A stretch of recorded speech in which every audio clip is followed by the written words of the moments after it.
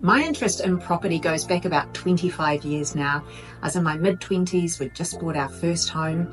I started work when I was 19 and wondering about sort of how we were going to actually retire when the time came, and got interested in property. And at the time I was introduced to the property clock, and it's incredible how long this property clock has been around and how accurate it is. So I just thought I'd show you guys a version of the property clock so you can see where we are at the moment and maybe what to expect just around the corner. At the end of 2021, we were probably at 12 o'clock according to this clock. We'd just gone through a boom time and we all know that.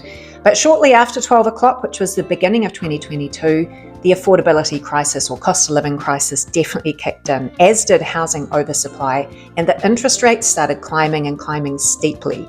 Construction prices have started dropping now, and definitely tradespeople are more readily available without a doubt. Also, there are plenty of stories now about unemployment heading in the upwards trajectory. So that probably takes us to around sort of 3 o'clock several months back. What we've been seeing since then is property prices falling. That's no surprise to anyone, but also high rental vacancies. If you know anyone with a rental property who has been trying to find tenants in recent times, they will probably tell you it's difficult, and also that rents are reducing. We've also got more sellers than buyers, no surprise there. So I would have us probably pretty close to 6 o'clock at the moment on this particular clock.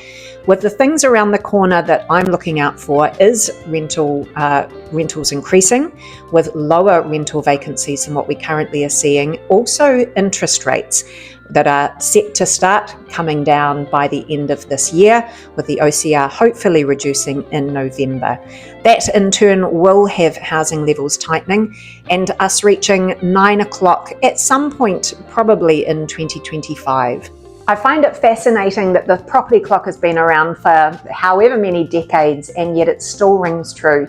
The pandemic probably threw a little bit of a curveball in, but you can see as that property clock moves around some periods of time that you can really recognise, and it certainly indicates where we're headed to. Some point in 2025, I think the worm will start turning and we should start coming out the other side.